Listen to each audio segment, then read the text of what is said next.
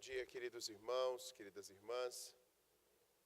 Nessa manhã nós estamos aqui comemorando algo que aconteceu há milhares de anos atrás, há 2000 anos atrás, na verdade, aonde aprove o Senhor moer o seu Filho amado, e conforme a profecia que ele mesmo disse, que ele, tal como Jonas, deveria ficar 3 dias ali, tal como Jonas ficou 3 dias na barriga do peixe, haveria o Senhor Jesus de ficar, como nossos pais, os pais da igreja disseram, 3 dias sobre a terra, e depois, nesta manhã de domingo, ressuscitar dentre os mortos, vencer por fim a morte, o último aguilhão, e encontrar com os seus, como ele assim o fez nessa manhã.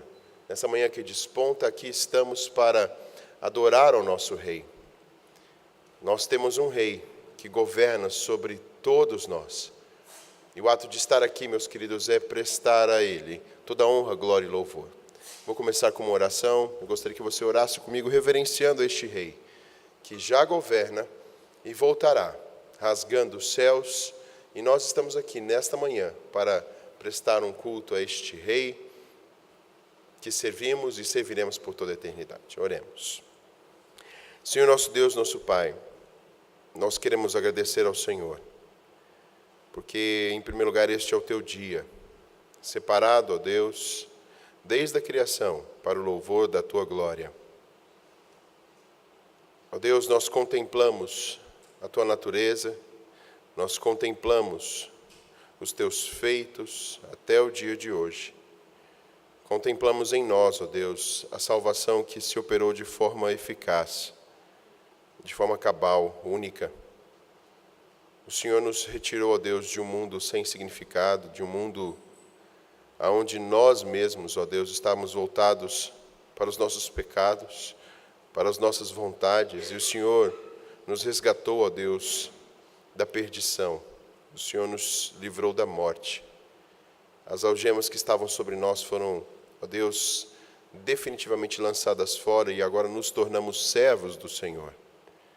E como servos do Senhor, aqui estamos no início dessa manhã, para bendizer, para louvar, para engrandecer o Teu nome. Porque aprove o Senhor, numa manhã como esta, nos dar a libertação final, levando, ó Deus, o Senhor sobre si o cativeiro e a morte. Porque agora, ó Deus, nós já temos a vida eterna. E por meio de Cristo, ó Deus, podemos nos alegrar neste momento aqui agora, nesta manhã. Ó Deus, conduz os Teus servos, as Tuas servas aqui com cuidado para este local. E que o Senhor seja engrandecido, ó Deus, como o Rei que merece. Que das nossas bocas, ó Deus, possa sair o louvor que Te engrandeça. As orações, ó Deus, que externam dependência do Senhor. Os louvores, ó Deus, e a mensagem também que ouviremos, que o Senhor possa falar aos nossos corações, mesmo sendo Tu engrandecido, ó Deus.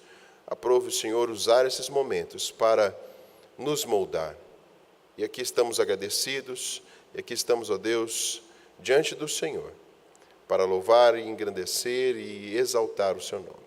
É isso que eu Te peço e agradeço, em nome do Senhor Jesus. Amém. Abra comigo, meu querido irmão e querida irmã, Mateus capítulo 28. Nós estamos lendo desde sexta-feira toda essa narrativa da morte, da crucificação do Senhor, da Sua morte e ressurreição. Hoje nós vamos ler dos versículos 1 ao versículo 17 de forma alternada. Mateus capítulo 28, os versículos 1 a 17. Eu vou ler os versos ímpares e os irmãos os versos pares. Assim diz a palavra do Senhor. No findar do sábado, ao entrar o primeiro dia da semana, Maria Madalena e outra Maria foram ver o sepulcro.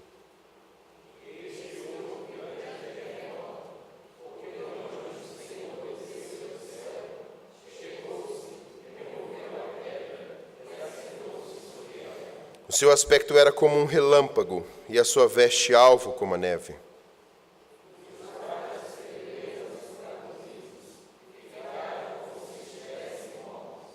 Mas o anjo, dirigindo-se às mulheres, disse: Não temais, porque sei que buscais Jesus, que foi crucificado.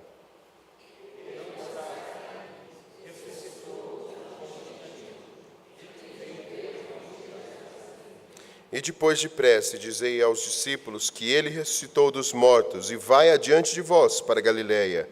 Ali o vereis. E como vos digo.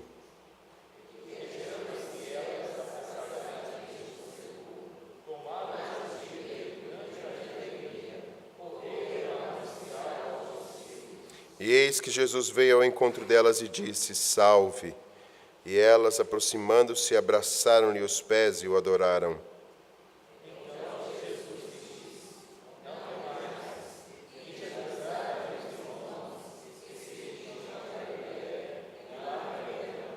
Indo elas, eis que alguns dos guardas foram à cidade e contaram aos principais sacerdotes tudo o que sucedera.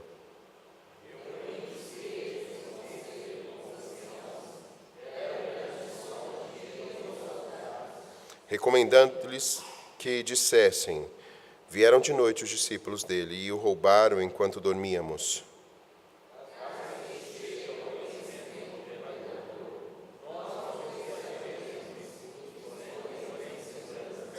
Eles, recebendo o dinheiro, fizeram como estavam instruídos. Esta versão divulgou-se entre os judeus até o dia de hoje. Como nós lemos, o Senhor ressuscitou dentre os mortos. Há aqui na sentença final dos nossos versículos, uma mentira sendo propagada. Essa constante luta que sofremos até o dia de hoje, de muitos que pervertem a palavra de Deus, ignorando que o Mestre, o Rei dos Reis, ressuscitou dentre os mortos. Mas essa é uma verdade que está aqui escrita para todos nós, que Ele ressuscitou, e Ele reina hoje, e Ele voltará. Por isso nós vamos entoar a Deus um cântico de louvor e adoração. Vamos cantar o hino de número 272. Eu peço aos irmãos que se coloquem de pé. Nós vamos cantar esse hino de número 272. Aleluia ao Cristo redivivo. Ele vivo está, reinando sobre todos nós.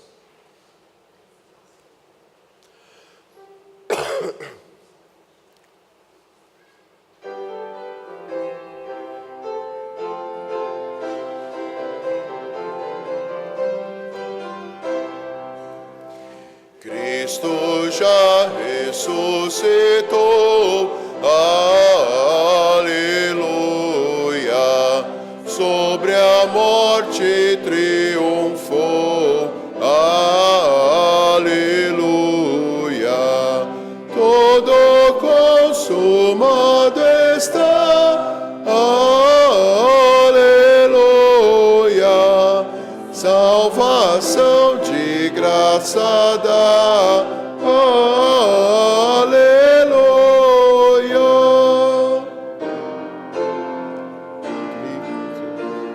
Ressuscito eu, aleluia, e por nós ali morreu, aleluia, mas agora vivo está, aleluia, para sempre reinará, aleluia.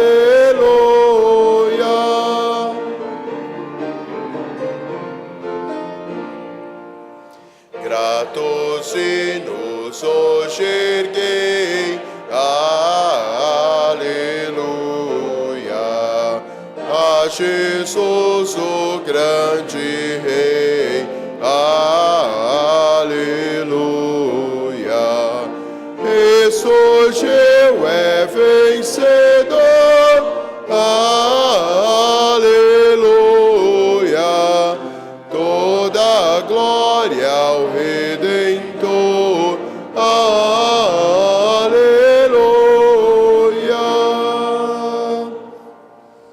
A igreja pode se assentar.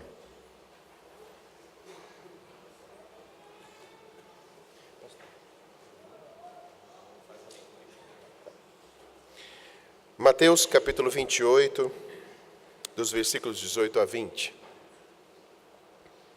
Mateus capítulo 28, dos versículos 18 a 20, eu irei fazer a leitura e eu peço que os irmãos acompanhem em suas Bíblias. Assim diz a palavra do Senhor.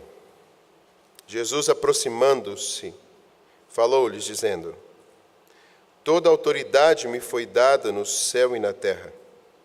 Ide, portanto, fazei discípulos de todas as nações, batizando-os em nome do Pai, e do Filho, e do Espírito Santo, ensinando-os a guardar todas as coisas que vos tenho ordenado. E eis que estou convosco todos os dias, até a consumação dos séculos. O Rei que ressuscitou, Ele agora governa e tem toda a autoridade sobre todos, toda a criação, sobre todos os homens. E sendo este Rei que governa, nos chamou como todos teólogos agora, como aqueles que têm acesso ao Senhor, como nós vimos ontem, porque o véu se rasgou, nós somos chamados a viver e compartilhar este reino, batizando, levando todos a conhecer o Rei dos Reis. E Ele tem de ser conhecido, Ele tem de ser reverenciado. Portanto, nós somos chamados a ir e fazer discípulos.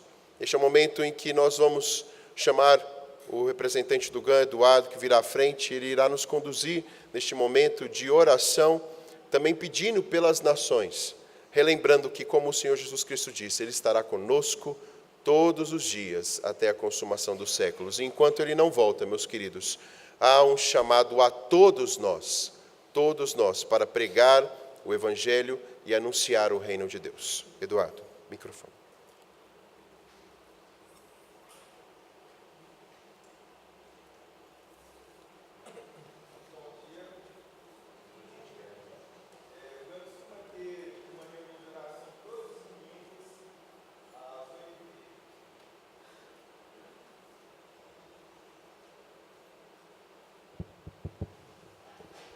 Então, para a gente não perder o costume, eu vou escolher 2 pessoas para orar. E nesses pedidos, vamos pedir a Deus que continue levantando pessoas para trabalhar na obra. Então, eu vou selecionar o Samuel e a Maria Geralda para conduzir essas orações. E o Samuel, eu gostaria de pedir que você orasse para Deus continuar levantando missionários, tanto na nossa igreja, como fora da igreja também. E para a Maria Geralda, que a igreja se envolva com os projetos missionários que nós temos aqui na nossa igreja. E, para a gente começar, Samuel. Senhor Deus, obrigado, Pai, por essa manhã, por estarmos reunidos aqui. Como é bom, ó Deus, podemos, como teus filhos, adorarmos ao teu nome, lermos a tua palavra e que a cada dia, Deus, possamos nos lembrar da ressurreição de Cristo Jesus, que nos traz a vida, ó Pai, que nos traz a possibilidade de estarmos orando agora e termos a certeza que o Senhor nos ouve e que já não há mais condenação, ó Pai, para aqueles que estão em Ti. Louvamos o teu nome, ó Pai, pelo privilégio que a gente tem de estarmos aqui com as portas abertas para falar da Tua Palavra. O nosso país é um país livre para isso, ó Deus, e que a gente não venha a se calar diante disso, ó Deus, mas que a gente se constranja com o exemplo de muitos irmãos que estão, ó Pai, da chamada igreja perseguida, que apesar, ó Deus, de não terem essa liberdade, eles continuam a pregar, continuam, ó Deus, a crescer, e que a gente possa, ó Deus, sempre orar por estes irmãos, ó Deus, e nessa manhã eu peço que o Senhor levante missionários, ó Pai. A seara é grande, mas os trabalhadores são poucos, ó Pai. E clamamos a Ti, que é o Senhor, ó Deus, de todas as coisas, que o Senhor levante, ó Deus, mais missionários, famílias, para estarem indo alcançar estes povos, não só ali, ó Pai, mas por toda a terra, ó Pai, porque sabemos que toda língua, ó Pai, toda raça, toda nação irá se dobrar perante o Senhor, ó Pai. Desde já, ó Deus, nós clamamos a Ti, pedindo, ó Deus, da Tua graça, da Tua misericórdia. Use essa igreja, ó Deus, levante missionários aqui dentro, ó Pai, para que possam estar alcançando essas nações, ó Deus. Tenha misericórdia do nosso país também, ó Pai, que o Senhor esteja abençoando, ó Deus, essa nação, neste ano de eleições, ó Deus, que o Senhor, ó Pai, levante líderes que sejam tementes a Ti, ó Pai, para guiar o Teu povo. Que o Senhor tenha misericórdia, ó Deus, de cada um de nós, porque nós precisamos de Ti, ó Pai. Louvamos o Teu nome por essa manhã, por podermos estar aqui, que o Senhor continue a abençoar esse culto, ó Deus, de louvor a Ti, e que o Senhor abençoe o resto do nosso dia, ó Pai, em nome de Cristo Jesus. Amém.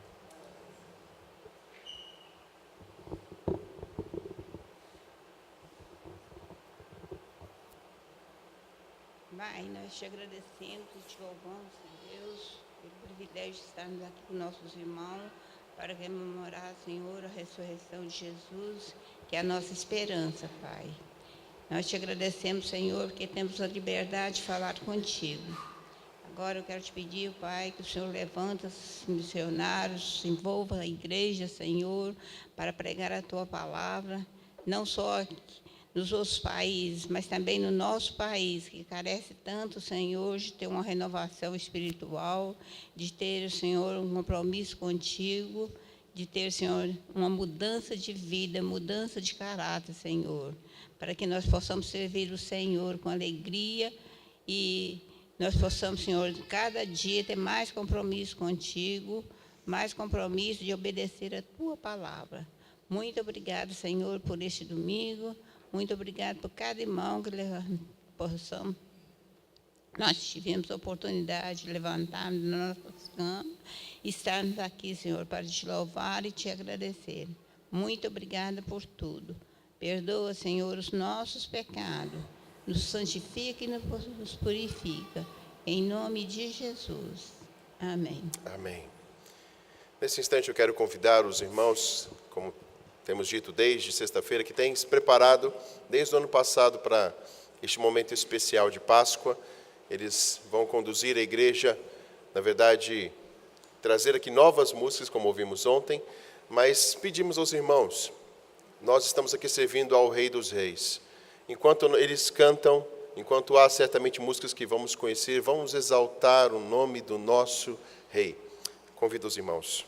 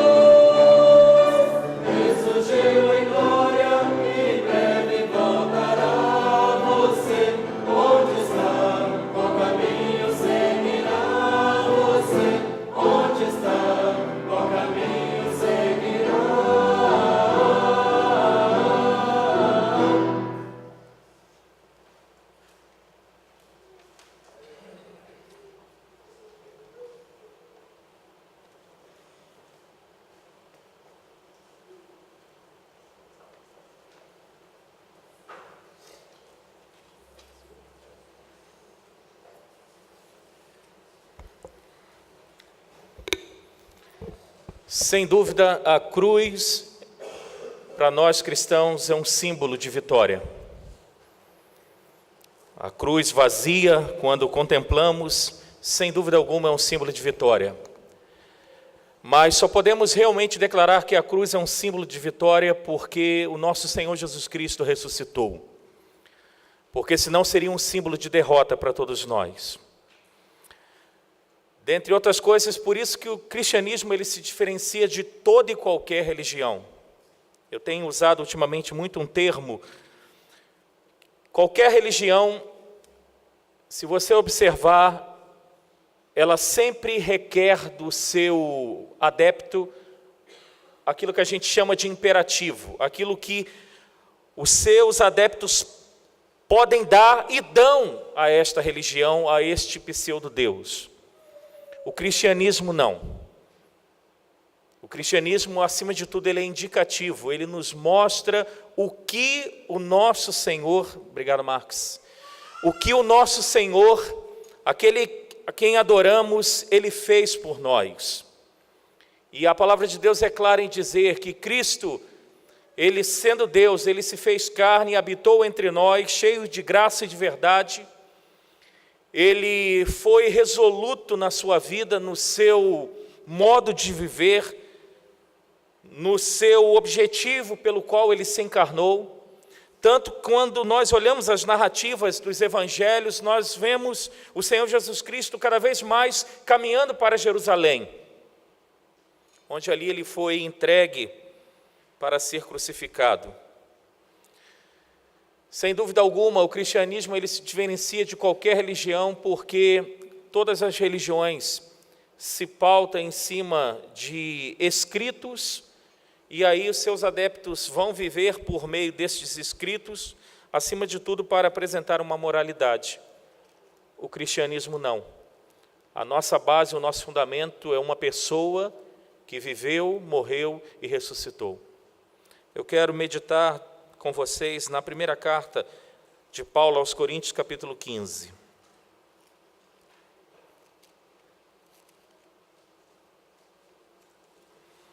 Primeiro aos Coríntios, capítulo 15.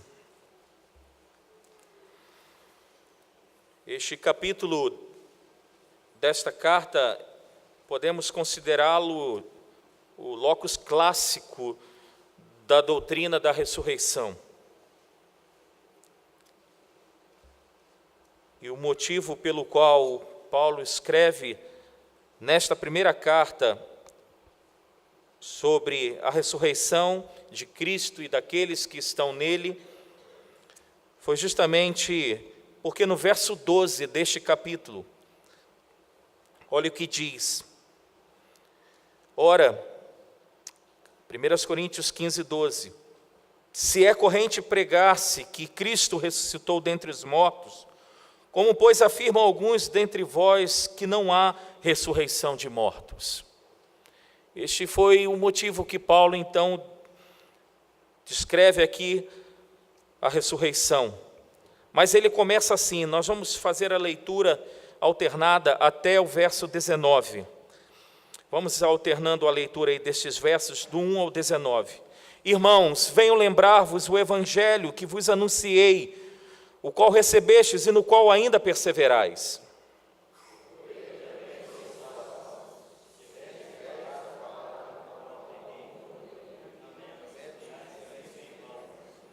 Antes de tudo vos entreguei o que também recebi, que Cristo morreu pelos nossos pecados, segundo as Escrituras,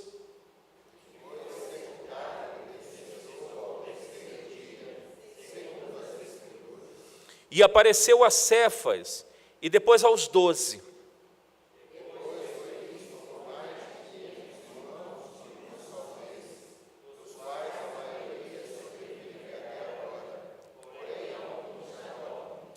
Depois foi visto por Tiago, mais tarde por todos os apóstolos.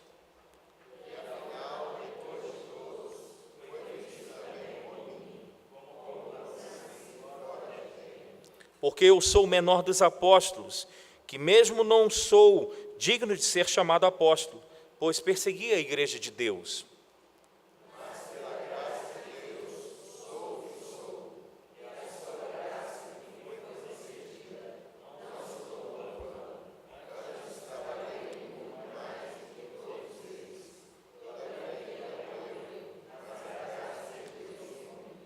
Portanto, seja eu, ou sejam eles, assim pregamos e assim crestes.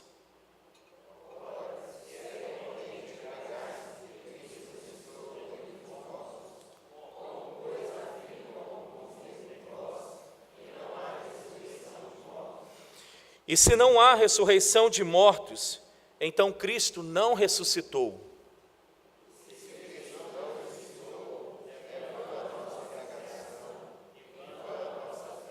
E somos tidos por falsas testemunhas de Deus, porque temos asseverado contra Deus que Ele ressuscitou a Cristo, ao qual Ele não ressuscitou, se é certo que os mortos não ressuscitam.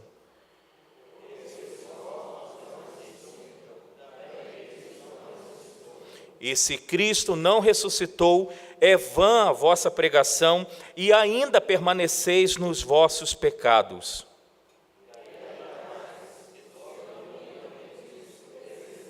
Todos juntos, o verso 19.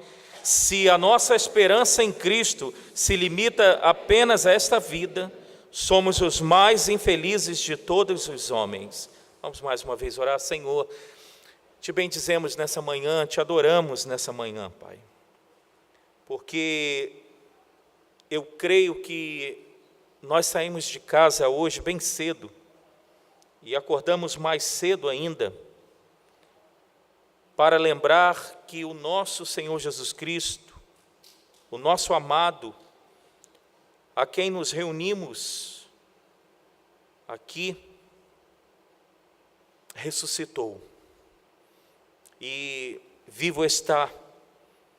E como lemos no Evangelho há pouco, tem autoridade sobre todas as coisas e governa todas as coisas. Temos entendido isso, Senhor, não só de palavras, mas o nosso corpo, as nossas entranhas, os nossos sentimentos sentem esta realidade. Vivemos essa realidade, Senhor. E nós te bendizemos pela Tua palavra, pela Tua fidelidade ao longo dos séculos, por se cumprir cabalmente aquilo que o Senhor revelou aos santos profetas. Ó Deus, te adoramos nessa manhã e te bendizemos. E agora nos instrua, nos alimente por meio de Tua palavra, Senhor. Nós pedimos em nome de Jesus. Amém, Pai. Como eu disse, Paulo reserva o final desta primeira carta aos Coríntios para falar sobre ressurreição. Naquele período ali do primeiro século, os gregos, eles acreditavam num chamado dualismo.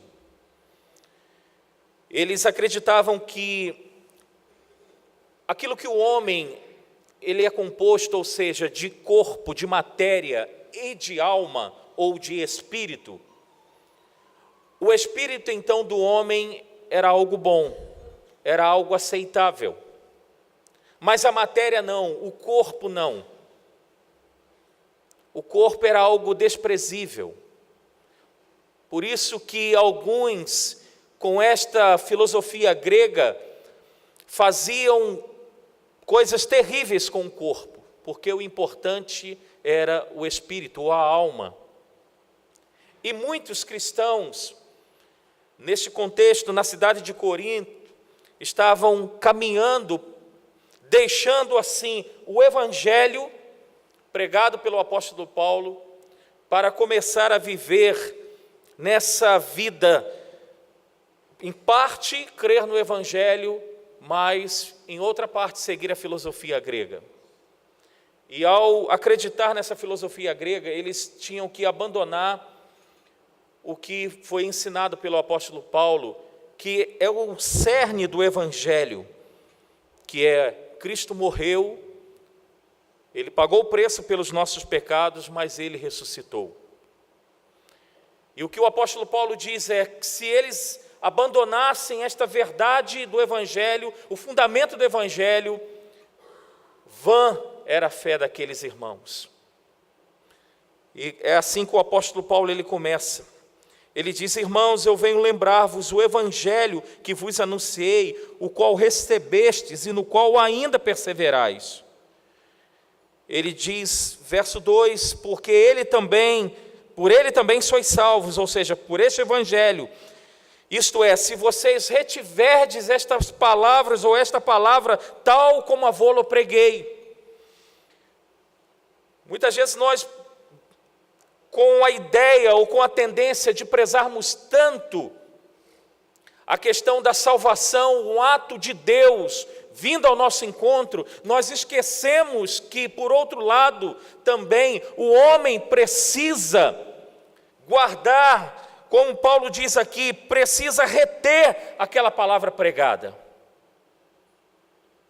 E aqui então, como eu disse e repito, aqueles irmãos estavam começando a abandonar o verdadeiro evangelho. Se você tem dificuldade, talvez até hoje, de resumir o que é o evangelho, se alguém te perguntar o que é o evangelho, aqui está um bom resumo do que é o evangelho. O verso 3, Paulo diz que o evangelho é este, que Cristo morreu pelos nossos pecados segundo as Escrituras.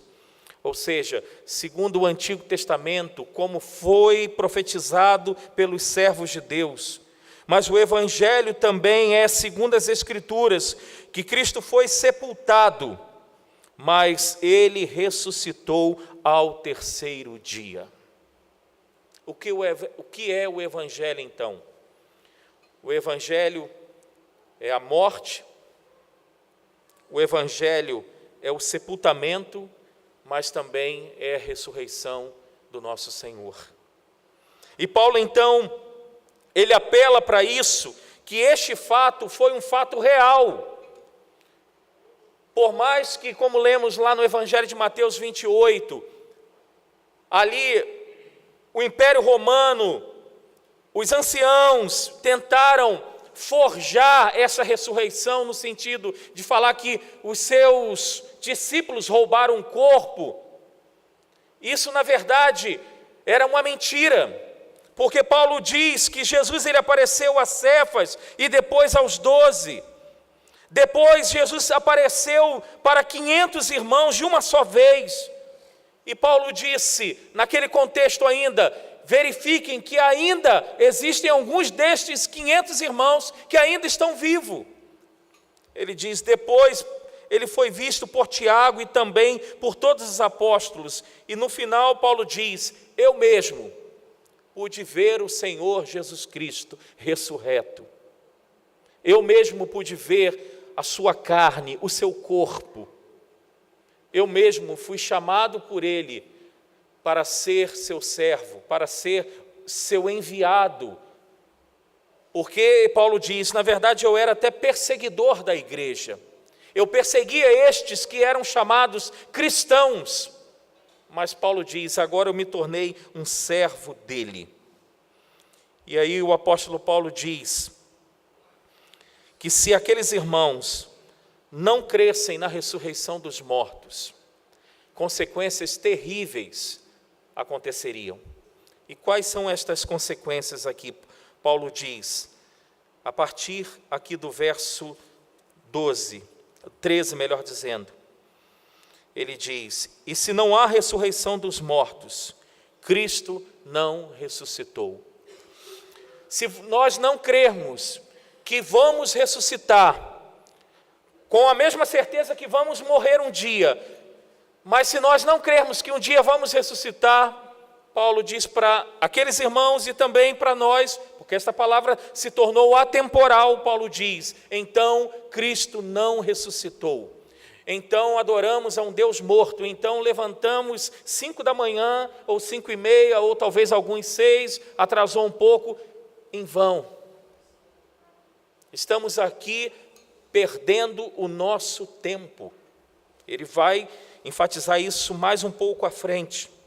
Qual é a outra consequência? Ele diz, vã é a nossa pregação. Todos os esforços, como o GAN pediu aqui para orar por missões, todos esses esforços de dizimarmos aqui, ofertarmos, e 30% do orçamento ir para missionários, tudo isso é bobagem. Esse dinheiro você poderia estar gastando em outras coisas. Uma outra consequência é, vã a nossa fé. Verso 15, e nós somos falsos. Por quê? Se não crermos na ressurreição, e principalmente do nosso Senhor, somos falsas testemunhas. Verso 16, mais uma vez Paulo enfatiza, porque se os mortos não ressuscitam, também Cristo não ressuscitou, ele repete. E o verso 17 também repete o que ele já disse, e se Cristo não ressuscitou, é vã vossa fé, e ainda, outra consequência, permanecemos no pecado. Essa conversa de que Jesus levou sobre si os nossos pecados é conversa fiada. Como alguns dizem, é lavagem cerebral. É massa de manobra que os líderes de igrejas fazem para tirar dinheiro do teu bolso. Verso 18, e ainda mais, os que dormiram em Cristo pereceram. Aqueles irmãos que já morreram e morreram firmes nessa confiança deste evangelho. Gente, que perda de tempo daqueles irmãos. E a conclusão dessa primeira parte de Paulo diz: se a nossa esperança em Cristo se limita apenas a esta vida, ele diz, somos mais infelizes dentre todos os homens. Por quê? Levando em conta o contexto que Paulo escreveu, aqueles irmãos, muitos perdiam seus bens por causa de Cristo, do Evangelho, perdiam suas famílias. O autor aos Hebreus fala muito sobre isso. Eram perseguidos. Ele diz, se a nossa esperança só se limita aqui, somos os mais infelizes, porque nos privamos de tantas coisas aqui da terra. Hoje, por exemplo, poderíamos acordar mais tarde, aqueles que têm condições poderiam estar num clube, tomando um banho de piscina, poderíamos estar passeando. Perda de tempo está aqui. Se não levarmos em conta o que Cristo fez e que Ele ressuscitou. E aí, queridos, eu até quando preparei eu falei, Senhor, será que eu vou trazer 2 mensagens? Mas aí eu quero trazer uma aplicação para a gente, não só destes versos, mas de todo este locus clássico aqui da doutrina da ressurreição. E aí eu queria pensar com vocês a seguinte coisa: por que nós enfatizamos tanto a necessidade da leitura da Bíblia todos os dias? E por que nós nos reunimos para lermos a palavra de Deus? E eu creio que você irá concordar comigo. Na maioria das vezes, se não quase 100%, ouvirmos as mesmas coisas. Eu não sei se você já se fez essa pergunta. Eu até coloquei ela aqui. Por que, por exemplo, vou à igreja para ouvir as mesmas coisas? Você já se fez essa pergunta?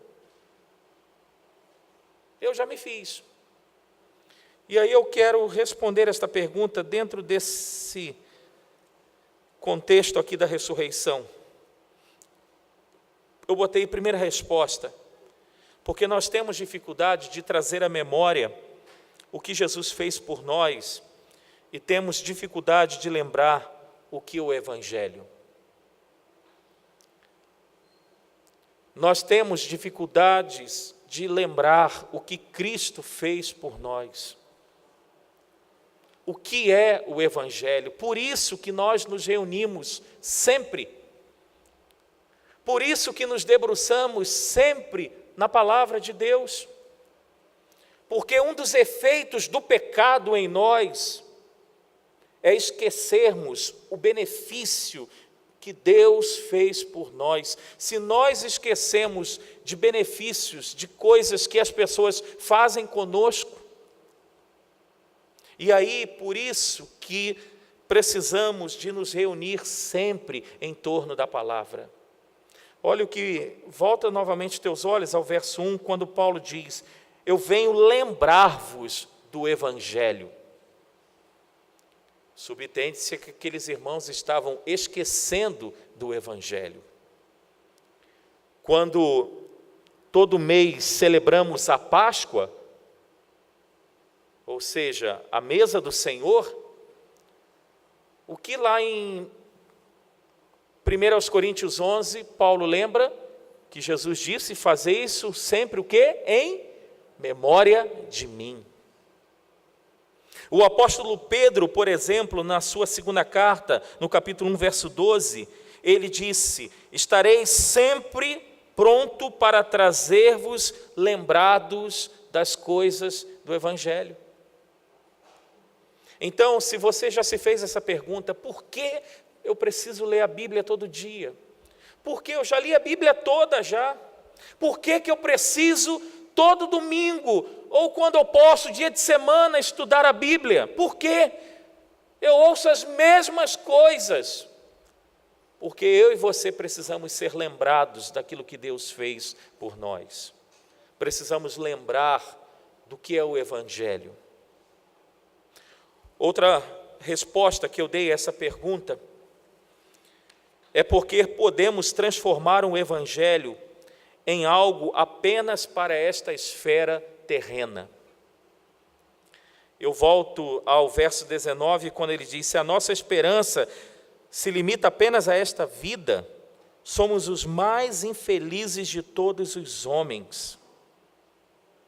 Quantos hoje têm tentado transformar esse Evangelho apenas para o aqui e para o agora? Quantas igrejas pregando não o verdadeiro Evangelho, mas um outro Evangelho, de bênção só para esta vida. E nós temos que lembrar que o Evangelho contempla sim a nossa vida no aqui e no agora, mas o Evangelho também nos leva a pensar que nós receberemos, acima de tudo, bênçãos lá no futuro. O verso 32, Paulo diz assim: se os mortos não ressuscitam, comamos e bebamos, que amanhã morreremos. Ou seja, se o Evangelho é apenas para esta esfera daqui da nossa vida, gente, Paulo diz: vamos comer, vamos beber, vamos cair na gandaia, porque se é apenas para essa vida. E eu respondi essa pergunta: por que preciso ler a palavra de Deus todos os dias? Por que me reúno toda semana com meus irmãos para ouvir as mesmas coisas? Por quê? Eu respondi: porque existem relacionamentos que eu chamo relacionamentos tóxicos, que me levam para longe do verdadeiro Evangelho. De onde eu tiro isso? Versos 33 e 34. Olha o que Paulo disse: não vos enganeis, as más conversações corrompem os bons costumes. Tornai-vos à sobriedade, como é justo, e não pequeis, porque alguns ainda não têm conhecimento de Deus. Isto digo para a vossa vergonha. Por que eu e você precisamos nos reunir em torno da palavra? Em torno deste Evangelho? Porque muitos, por causa de relacionamentos tóxicos, hoje já estão longe deste Evangelho. As más conversações corromperam os bons costumes, o Evangelho da morte, da ressurreição de Cristo. Se tentarmos lembrar aqui agora, quantos que já estiveram conosco e já não estão mais, mas não é por motivo de mudança, de endereço, mas porque foram corrompidos pelas más conversações. Quantos? Talvez dentro da nossa própria casa. Então, por que a gente se reúne? Para ouvir as mesmas coisas. Por que eu preciso ler a palavra de Deus todos os dias? Por que eu preciso lembrar do que é o Evangelho? Morte, sepultamento e ressurreição. Porque eu posso ser corrompido pelas conversas. Porque sempre quando sentamos com uma pessoa, lembre-se disso, a gente sempre vai levar alguma coisa desta conversa. E algumas destas conversas são tóxicas. a gente não consegue sair mais o mesmo depois que levantamos. Aqui Paulo diz que aqueles irmãos estavam sendo corrompidos pela filosofia grega. Eles estavam descrendo da ressurreição. Eu queria que você guardasse isso. Nesse dia em que nós lembramos que o Senhor ressuscitou. Lembrar essa necessidade de congregarmos. Lembrar essa necessidade de estarmos debruçados na palavra de Deus. Porque facilmente esquecemos. Porque podemos focar os nossos olhos no aqui e no agora somente. E porque relacionamentos tóxicos podem nos levar para longe deste evangelho da graça de Cristo. Lembre-se disso, nesse dia que celebramos que Cristo ressuscitou. Vamos orar?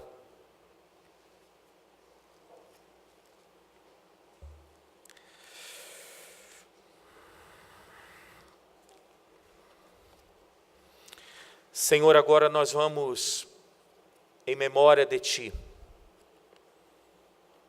celebrarmos a verdadeira Páscoa. Verdadeira porque aquela que foi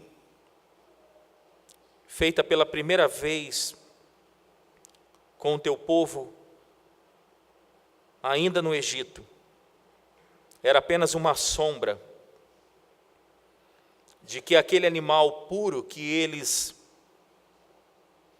mataram para pegar o seu sangue e colocar nos umbrais da porta, era apenas uma sombra para a realidade, que era o Teu Filho Jesus, que nos livraria do anjo vingador, que nos livraria da Tua ira. Obrigado pelo ressignificado que Cristo, quando na plenitude dos tempos se encarnou e habitou entre nós, deu a Páscoa. A Páscoa é pão partido, é lembrança de um corpo moído, cuspido, traspassado por lanças, em agonia, e é um vinho derramado, um sangue derramado em favor de muitos.